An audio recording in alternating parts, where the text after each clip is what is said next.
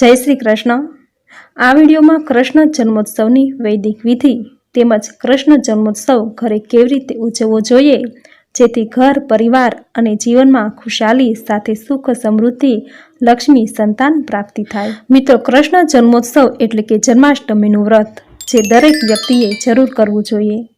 આજનો દિવસ એટલે જગતના પાલનહાર સૃષ્ટિની રચના કરનાર અખિલ બ્રહ્માંડના પાલક એવા ભગવાન શ્રી કૃષ્ણનો જન્મદિવસ। આ દિવસ પૂરા હર્ષ ઉલ્લાસ સાથે પોતાના ઘર પરિવાર સાથે ઉજવવો જોઈએ, કારણ કે જ્યાં ભગવાનનું સ્વાગત હર્ષ ઉલ્લાસથી સહપરિવાર સાથે થાય છે તે ઘર મંદિર બની જાય છે। ભગવાન શ્રી કૃષ્ણનો જન્મ ઉત્સવ કેવી રીતે ઉજવવો જોઈએ એ માટે વેદશાસ્ત્ર એવું કહે છે કે જે વ્યક્તિ જન્માષ્ટમીના દિવસે કૃષ્ણ જન્મોત્સવ કરે છે, એટલે કે જન્માષ્ટમીના દિવસે જે બાળકૃષ્ણની મૂર્તિ ઘરે લાવી તેમનો જન્મ ઉત્સવ મનાવે છે, તેમણે જન્માષ્ટમીના 6 દિવસ પછી બાળકૃષ્ણની છઠ્ઠીનો તહેવાર પણ ઉજવવો જોઈએ। આ છઠ્ઠ પૂજાને નામકરણ તહેવાર કહેવાય છે। આમ બાળકૃષ્ણની છઠ્ઠીના દિવસે પૂજા વિધિ કરી પીળા રંગના વસ્ત્રો પહેરાવી માખણ મિશ્રી અર્પણ કરી બાળકૃષ્ણનું નામ રાખવામાં આવે છે, જેમ કે માધવ, લાડુ ગોપાલ, ઠાકોરજી વગેરે। તો આવું વિધાન વેદશાસ્ત્રમાં કહેલું છે।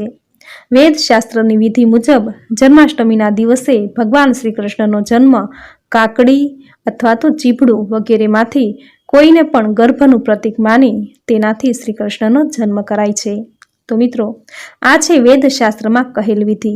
તો આ વિધિ પ્રમાણે બાળકૃષ્ણનો જન્મ કઈ રીતે કરવો તે વિધિ હવે જોઈશું। તો એ માટે આ રીતે કાકડી જે ડીટાવાળી લેવાની, જેમાં કાકડી અથવા તો ચીપડું જે ડીટિયાવાળું હોવું જોઈએ। આ કાકડીને ગર્ભનું પ્રતીક માની અને જે ડીટિયું છે તેને નાળનું પ્રતીક માનવામાં આવે છે। આથી કૃષ્ણ જન્મોત્સવમાં કાકડી કે ચીપડું અવશ્ય હોવું જ જોઈએ। જે સંધ્યા બાદ બાળ ગોપાલને કાકડીમાં આ રીતે પોલાણ કરી મૂકી દેવામાં આવે છે, અથવા કાકડીની વચ્ચે મૂકી ફૂલથી ઢાંકી દેવામાં આવે છે। રાત્રિના 12 વાગ્યે ભગવાન શ્રી કૃષ્ણનો જન્મ થયો હતો, આથી રાત્રિના 12 વાગ્યે નાળ છેદન કરવામાં આવે છે। આ નાળ છેદન એટલે કે સોના ચાંદીનો સિક્કો અથવા તો રૂપિયાના સિક્કાથી ડીટિયાવાળા ભાગને અલગ કરી દેવાય છે। જે રીતે બાળકના જન્મ બાદ તેમની નાળ વધેરવામાં આવે છે, એ જ પ્રક્રિયા પ્રમાણે આ સિક્કાથી ડીટિયાવાળો ભાગ અલગ કરી દેવામાં આવે છે। ત્યારબાદ ભગવાનના બાળ સ્વરૂપને ગર્ભથી અલગ કરી શુદ્ધ જળ, પંચામૃત આદિથી સ્નાન કરાવી સુંદર વસ્ત્રો, આભૂષણ વગેરેથી શણગારી પારણામાં પોઢાડી આરતી, ઢોલ, નગારા, શંખ વગેરેથી શ્રી કૃષ્ણનો જન્મ ઉત્સવ મનાવાય છે। માખણ મિશ્રી પંજરી દહીં સાથે ગર્ભનું પ્રતીક કાકડીનો પ્રસાદ ધરાવી ભક્તોમાં વહેંચાય છે। તો મિત્રો, આ હતી વૈદિક વિધિથી કૃષ્ણ જન્મ ઉત્સવ મનાવવાની વિધિ। આમ કૃષ્ણ જન્મના 6 દિવસ પછી બાલ ગોપાલની છઠ્ઠીનો ઉત્સવ ઉજવાય છે, જેમાં શ્રી કૃષ્ણને પંચામૃત શુદ્ધ જળથી સ્નાન કરાવી પીળા રંગના વસ્ત્રો, પીળા રંગના દોરાના આભૂષણ બનાવી પહેરાવી આરતી પૂજા કરી માખણ મિશ્રી દહીંનો પ્રસાદ ધરાવી નામકરણ કરાય છે। આ નામકરણ એટલે કે ઘરમાં આવેલા નવા બાળ ગોપાલનું સુંદર નામ પડાય છે। આ રીતે કૃષ્ણ જન્મોત્સવનો ઉત્સવ ધામધૂમથી ઉજવાય છે। જન્માષ્ટમીના બીજા દિવસે એટલે કે શ્રાવણ વદ નોમના દિવસે નંદ ઉત્સવ ઉજવાય છે। ભગવાન શ્રી કૃષ્ણના જન્મ દિવસની ખુશી મનાવવાનો આ દિવસ। ભગવાન શ્રી કૃષ્ણને માખણ મિશ્રી અતિ પ્રિય હતું। બીજાના ઘરમાંથી માખણની મટકીઓ ફોડી તેમાંથી માખણ ચોરી પોતાના સખાઓને માખણ ખવડાવતા। તે પ્રસંગની ઝાંખી કરવા નંદ મહોત્સવના દિવસે મટકી ફોડવાના કાર્યક્રમો યોજાય છે। તો મિત્રો, આ હતી કૃષ્ણ જન્મની વૈદિક વિધિ। વૈદિક શાસ્ત્રમાં એવું પણ કહ્યું છે કે કૃષ્ણ જન્મના 15 દિવસ પછી રાધાનો જન્મદિવસ આવે છે, એટલે કે ભાદરવા સુદ અષ્ટમીની તિથિએ રાધાજીનું પૃથ્વી પર પ્રાગટ્ય થયું હતું। આથી જન્માષ્ટમીનો તહેવાર જે ઉજવે છે, જે જન્માષ્ટમીનું વ્રત કરે છે, તેમણે રાધાષ્ટમીનું વ્રત તહેવાર પણ જરૂર ઉજવવો જોઈએ।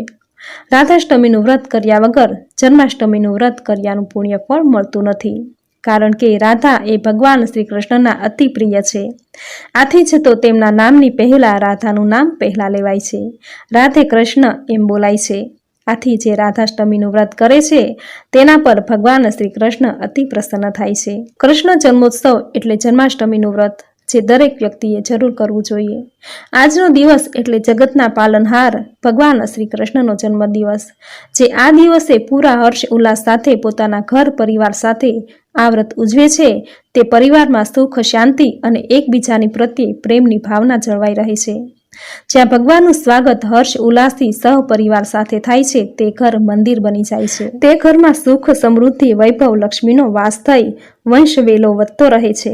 મિત્રો, જન્માષ્ટમીનો આ દિવસ 4 પ્રકારે ઉજવાય છે. તેમાંનો પહેલો પ્રકાર છે શ્રદ્ધા કુટીર, બીજો છે ઘરના બાળ ગોપાલ સાથે આનંદ ઉલ્લાસ મનાવવો, ત્રીજો છે રુચિકર અને સ્વાદિષ્ટ પ્રસાદ ભોજન, અને ચોથું છે ભગવાનની સેવા, પૂજા અને ભજન કીર્તન. આ છે જન્માષ્ટમીના દિવસે ઉજવવાના 4 પ્રકાર. તેમાંનો પહેલો છે શ્રદ્ધા કુટીર, એટલે કે આજના દિવસે પોતાના ઘરના મંદિરની સ્વચ્છ સાફ સફાઈ કરી સુંદર તોરણ, ફૂલના હાર, રંગોળી વગેરેથી ઘરનું સુશોભન કરવું. ભગવાન શ્રી કૃષ્ણના બાળ સ્વરૂપ માટે સુંદર ઝૂલો બનાવી શણગાર કરવો, કારણ કે પ્રભુને સ્વચ્છતા અને સુંદરતા અતિ પ્રિય છે. ફૂલોની સુગંધથી ઘરનું વાતાવરણ પવિત્ર બનશે. ત્યાર પછીનો બીજો પ્રકાર એટલે બાળકો સાથે સમય પસાર કરવો. બાળકોને શ્રી કૃષ્ણની બાળ લીલા, કૃષ્ણ જન્મોત્સવની કથા વગેરે કહેવી, ધાર્મિક વાતો કરવી, જેનાથી તેનામાં ધાર્મિકતા આવશે, સાથે આપણે હિન્દુ પારંપરિક વિધિ વિધાનની સમજણ આવશે. ત્યાર પછીનો પ્રકાર એટલે કે પ્રસાદ ભોજન. આ દિવસે ઘરના રસોડે શુદ્ધ અને સાત્વિક પરિવારના સભ્યોને, બાળકોને મનપસંદ રુચિકર વ્યંજનો બનાવી ભગવાન શ્રી કૃષ્ણને તુલસી પત્ર ઉમેરી સ્વાદિષ્ટ થાળ અર્પણ કરવો. સહપરિવાર સાથે ભોજન કરવું. દૂધ, ઘી, મિશ્રીયુક્ત સ્વાદિષ્ટ સુગંધિત વ્યંજન બનાવી ભગવાનને થાળ અર્પણ કરવો. આ દિવસે શ્રી કૃષ્ણને દહીં, માખણ, પંજરી અને મિશ્રી જરૂર ધરાવવા, જેનાથી ઘરમાં શુભતા બની રહેશે. ત્યાર પછીનો છેલ્લો પ્રકાર એટલે કે ભગવાન શ્રી કૃષ્ણનો જન્મ ઉત્સવ.